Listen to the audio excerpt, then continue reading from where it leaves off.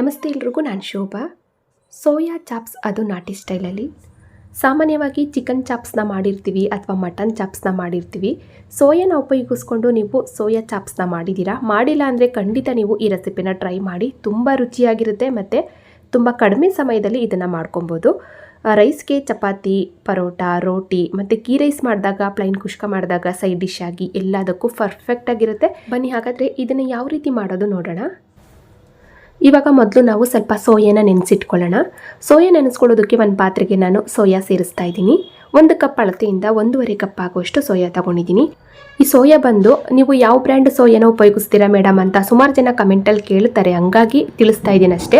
ನೋಡಿ, ಈ ರೀತಿ ನಾನು ಪಾಕೆಟಲ್ಲಿ ಇರೋದು ಸ್ಪರ್ಶ ಅವ್ರದ್ದು ಈ ಬ್ರ್ಯಾಂಡನ್ನೇ ನಾನು ಯಾವಾಗಲೂ ಉಪಯೋಗಿಸೋದು. ನೀವು ಇದನ್ನೇ ಹಾಕಿ ಅಂತ ಹೇಳ್ತಾ ಇಲ್ಲ, ಒಟ್ಟಿನಲ್ಲಿ ಯಾವುದಾದ್ರೂ ಹಾಕೊಳ್ಳಿ, ಒಳ್ಳೆ ಬ್ರ್ಯಾಂಡ್ ಸೋಯಾನ ಉಪಯೋಗಿಸಿ. ಇವಾಗ 1.5 ಕಪ್ ಆಗೋಷ್ಟು ನಾನು ಸೋಯಾಗೆ ಸ್ವಲ್ಪ ನೀರು ಹಾಕಿ ಮತ್ತು ಸ್ವಲ್ಪ ಉಪ್ಪು ಹಾಕಿ ಇದನ್ನು ಚೆನ್ನಾಗಿ ಒಂದ್ಸಲ ಮಿಕ್ಸ್ ಮಾಡಿಕೊಂಡು ನೆನೆಯೋದಕ್ಕೆ ಬಿಡಬೇಕು. ಟೈಮ್ ಇತ್ತು ಅಂದರೆ ಒಂದು ಹಾಫ್ ಆನ್ ಅವರ್ ನೆನೆಸ್ಕೊಳ್ಳಿ. ಟೈಮ್ ಇಲ್ಲ ಅಂದರೆ ಮಿನಿಮಮ್ ಒಂದು 20 ನಿಮಿಷನಾದರೂ ನಾವು ಸೋಯಾನ ನೆನೆಸಬೇಕು. ಅಷ್ಟು ಟೈಮ್ ಇಲ್ಲ ಅಂದರೆ ನೀವು ಒಂದೇ 1 ನಿಮಿಷ ಬಿಸಿನೀರಲ್ಲಿ ಕುದಿಸ್ಕೊಳ್ಳಿ, ಬೇಗ ಆಗೋಗ್ಬಿಡುತ್ತೆ. ಇವಾಗ ನಾವು ಸೋಯಾನ ನೆನೆಯೋದಕ್ಕೆ ಬಿಟ್ಟು ಸ್ವಲ್ಪ ಮಸಾಲೆನ ಗ್ರೈಂಡ್ ಮಾಡ್ಕೊಳ್ಳೋಣ. ಮಸಾಲೆ ಗ್ರೈಂಡ್ ಮಾಡ್ಕೊಳ್ಳೋದಕ್ಕೆ ಒಂದು ಮಿಕ್ಸಿ ಜಾರ್ಗೆ ಈರುಳ್ಳಿ ಹಾಕಿದ್ದೀನಿ. ಈರುಳ್ಳಿ ಬಂದು 2 ಈರುಳ್ಳಿ ಮೀಡಿಯಮ್ ಸೈಜು, ಹಾಗೆ 2 ಗೆಡ್ಡೆ ಬೆಳ್ಳುಳ್ಳಿ, 1.5 ಅಥವಾ 2 ಇಂಚ್ ಆಗುವಷ್ಟು ಶುಂಠಿ, ಖಾರಕ್ಕೆ ಒಂದು 3 ಮೆಣಸಿನ್ಕಾಯಿನ ಸೇರಿಸ್ತಾ ಇದ್ದೀನಿ, ಹಸಿಮೆಣಸಿನ್ಕಾಯಿ. ಖಾರಕ್ಕೆ ನೀವು ನೋಡಿಕೊಂಡು ಸೇರಿಸ್ಕೊಳ್ಳಿ. ಮತ್ತು 1 ಸ್ಪೂನ್ ಹಾಕುವಷ್ಟು ಪೂರ್ತಿಯಾಗಿ ಕಾಳು ಮೆಣಸನ್ನು ಸೇರಿಸ್ತಾ ಇದ್ದೀನಿ. ಒಂದು ಅರ್ಧ ಸ್ಪೂನ್ ಹಾಕುವಷ್ಟು ಸೋಂಪು ಕಾಳು, ಒಂದು 3 ಪೀಸ್ ಚಕ್ಕೆ, ಒಂದು 4-5 ಲವಂಗನ ಹಾಕ್ಕೊಂಡು ಟೊಮೊಟೊ ಹಾಕೋಣ. ಟೊಮೊಟೊ ಬಂದು ಒಂದೇ ಒಂದು ಟೊಮೊಟೊ ಮೀಡಿಯಮ್ ಸೈಜು. ಇವಾಗ ಗ್ರೇವಿ ಸ್ವಲ್ಪ ತಿಕ್ಕಾಗಿ ಮತ್ತು ರುಚಿಯಾಗಿ ಬರೋದಕ್ಕೋಸ್ಕರ ಒಂದು 10 ಪೀಸ್ ಗೋಡಂಬಿ ಪೀಸ್ನ ಹಾಕ್ತಾ ಇದ್ದೀನಿ.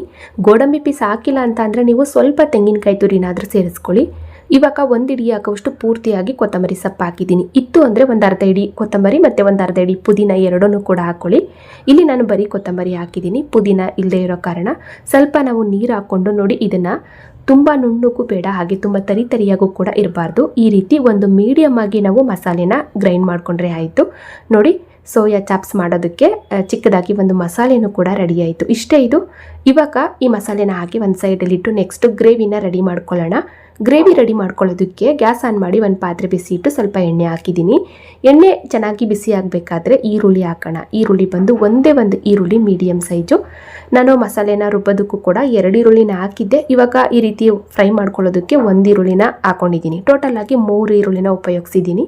ಇವಾಗ ಸ್ವಲ್ಪ ಹಸಿ ಕರಿಬೇವಿನ ಎಲೆಗಳನ್ನ ಹಾಕ್ಕೊಂಡು ಈರುಳ್ಳಿನ ನಾವು ಸ್ವಲ್ಪ ಚೆನ್ನಾಗಿ ಫ್ರೈ ಮಾಡ್ಕೋಬೇಕು. ಒಂದು ಅರ್ಧದಷ್ಟು ಈರುಳ್ಳಿ ಚೆನ್ನಾಗಿ ಫ್ರೈ ಆದರೆ ಸಾಕು. ಇವಾಗ ನೋಡಿದ್ರಲ್ಲ, ಈ ರೀತಿ ನಾನು ಚೆನ್ನಾಗಿ ಮಿಕ್ಸ್ ಮಾಡ್ಕೋತಾ ಒಂದು ಅರ್ಧ ಭಾಗದಷ್ಟು ಈರುಳ್ಳಿನ ಚೆನ್ನಾಗಿ ಫ್ರೈ ಮಾಡ್ಕೊಂಡಿದ್ದೀನಿ. ನೋಡಿ, ಇಷ್ಟಾದರೆ ಸಾಕು.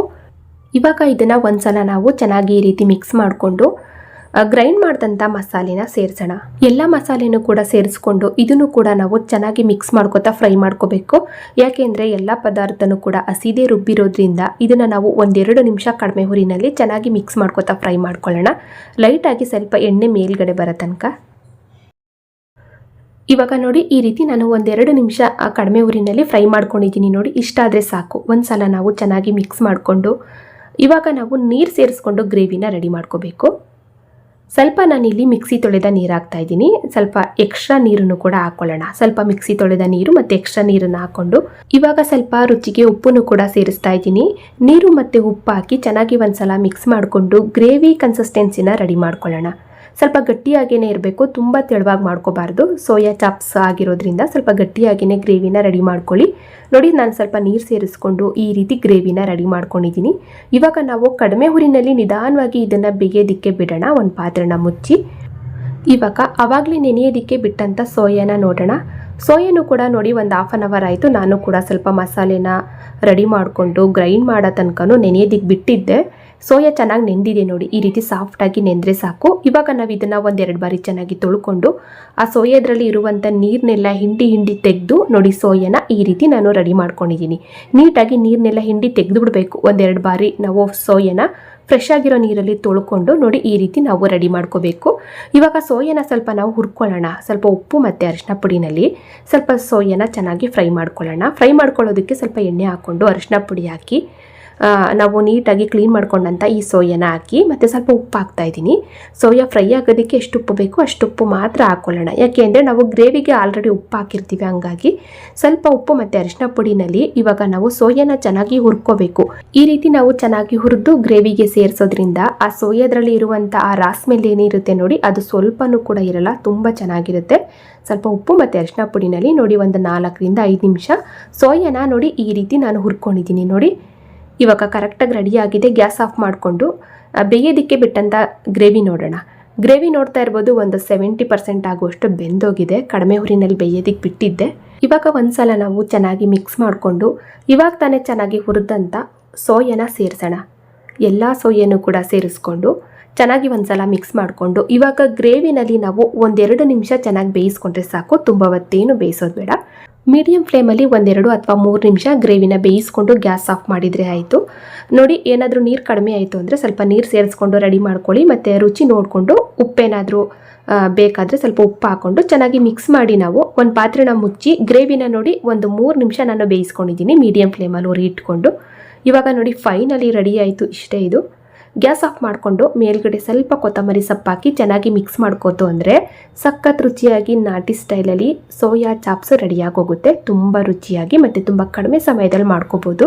ಇದು ಸ್ವಲ್ಪ ಬಿಸಿ ಆರಿದ ಮೇಲೆ ಇನ್ನೂ ಕೂಡ ಗಟ್ಟಿಯಾಗುತ್ತೆ. ಚಪಾತಿಗಾಗ್ಬೋದು, ರೋಟಿ, ಪರೋಟ ಮತ್ತು ಗೀ ರೈಸ್ ಮಾಡಿದಾಗ ಸೈಡ್ ಡಿಶ್ ಆಗಿ, ಪ್ಲೈನ್ ಕುಷ್ಕ ಮಾಡಿದಾಗ ಸೈಡ್ ಡಿಶ್ ಆಗಿ ನೋಡಿ ತುಂಬ ಸಿಂಪಲ್ಲಾಗಿ ಇದನ್ನು ಮಾಡ್ಕೋಬೋದು. ತುಂಬ ರುಚಿಯಾಗೂ ಕೂಡ ಇರುತ್ತೆ. ಸಾಮಾನ್ಯವಾಗಿ ಚಿಕನ್ ಚಾಪ್ಸು, ಮಟನ್ ಚಾಪ್ಸು ಮಾಡ್ತಾನೆ ಇರ್ತೀವಿ.